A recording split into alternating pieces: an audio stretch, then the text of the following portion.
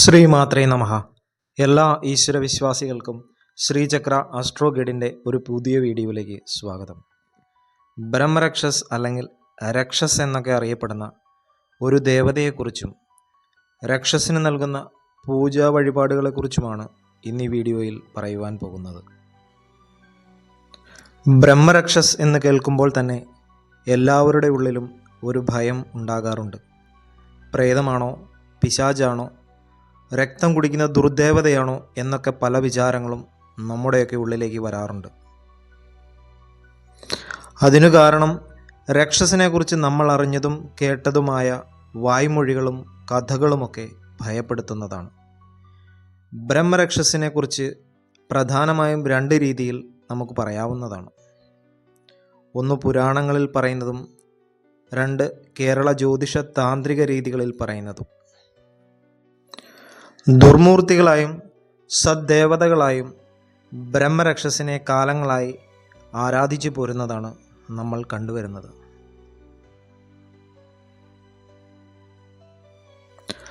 പുരാണങ്ങളിൽ പ്രധാനമായും ഉപദേവതകളുടെ ഗണത്തിലാണ് രക്ഷസിനെ പെടുത്തിയിരിക്കുന്നത്. കശ്യപ പ്രജാപതിക്ക് ദക്ഷപുത്രിയിൽ ജനിച്ചതാണ് രക്ഷസുകൾ എന്ന് മഹാഭാരതത്തിൽ പറഞ്ഞിട്ടുണ്ട്.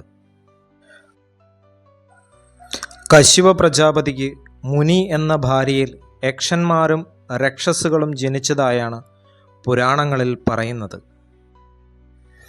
പുരാണങ്ങൾ പ്രകാരം രക്ഷസ് എന്നാൽ രക്ഷ കൊടുക്കുന്ന മൂർത്തി എന്നാണ് പറയപ്പെടുന്നത്. എന്നാൽ കേരളത്തിലെ വിശ്വാസപ്രകാരം ഇതിൽ നിന്നും വ്യത്യസ്തമായ ഒരു രീതിയിലാണ് രക്ഷസിനെ കണ്ടുവരുന്നത്.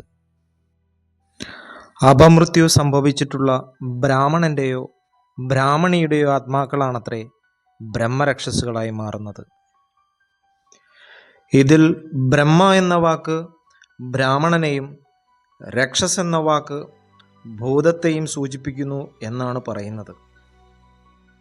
ബ്രാഹ്മണൻ എന്നാൽ ബ്രഹ്മജ്ഞാനം ഉള്ളയാൾ എന്നാണ് ഇവിടെ ഉദ്ദേശിക്കുന്നത്.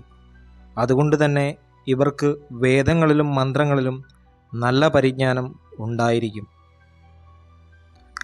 അസാൻമാർഗികമായി ജീവിച്ച് ദുർമരണപ്പെട്ടു പോയ ബ്രാഹ്മണരാണ് രക്ഷസായി മാറുന്നത്.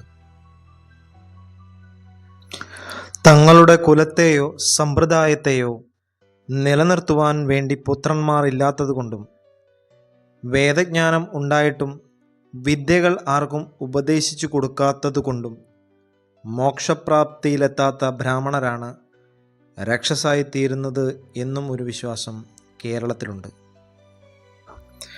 കേരളത്തിലെ പല ക്ഷേത്രങ്ങളിലും രക്ഷസിനെ ഉപദേവതയെ ആരാധിച്ചു വരുന്നത് നമ്മൾ കാണുന്നുണ്ട്. ആ ക്ഷേത്രഭൂമിയിൽ ശല്യം ചെയ്തുകൊണ്ടിരുന്ന രക്ഷസിനെയാണ് അവിടെ സ്ഥാനം കൊടുത്ത് ആരാധിച്ചു വരുന്നതെന്ന് പറയപ്പെടുന്നു. എന്നാൽ പാൽപ്പായസ നിവേദ്യമല്ലാതെ മറ്റു പൂജകളോ വഴിപാടുകളോ രക്ഷസിനില്ല. രക്ഷസിന് വഴിപാടായി നടത്തുന്ന പാൽപ്പായസം യാതൊരു കാരണവശാലും കൈപ്പറ്റുവാൻ പാടുള്ളതല്ല. ശിവലിംഗ രൂപത്തിലോ കരിങ്കൽ ശിലയിലോ വളരെ വിരളമായി വാൽക്കണ്ണാടി ആകൃതിയിലോ രക്ഷസിൻ്റെ പ്രതിഷ്ഠ നടത്താറുണ്ട്. ശിവലിംഗ രൂപത്തിൽ പ്രതിഷ്ഠ നടത്താറുണ്ടെങ്കിലും വൈഷ്ണവ സങ്കല്പത്തിലാണ് ആരാധനകളെല്ലാം. ബ്രഹ്മരക്ഷസിൻ്റെ പ്രതിഷ്ഠയില്ലാത്ത ക്ഷേത്രങ്ങളിൽ തിടപ്പള്ളിയിൽ പത്മമിട്ടും പാൽപ്പായസം നിവേദിക്കാവുന്നതാണ്. ദുഷ്കർമ്മങ്ങൾ ചെയ്ത് മരണപ്പെട്ട ബ്രാഹ്മണർ ബ്രഹ്മരാക്ഷസനായും സൽക്കർമ്മങ്ങൾ ചെയ്ത ബ്രാഹ്മണൻ ബ്രഹ്മരക്ഷസായും തീർന്നുവെന്നും ചില ഭേദങ്ങൾ രക്ഷസുമായി ബന്ധപ്പെട്ട് ചിലയിടങ്ങളിൽ നിലനിൽക്കുന്നുണ്ട്. ബ്രഹ്മരക്ഷസിനെ കുറിച്ചുള്ള ഈ ചെറിയൊരു വിവരണം എല്ലാവർക്കും മനസ്സിലായി എന്ന് വിചാരിക്കുന്നു. പുതിയൊരു വീഡിയോയുമായി കാണുന്നതുവരേക്കും എല്ലാവർക്കും നന്ദി, നമസ്കാരം. ശ്രീമാത്രേ നമഃ.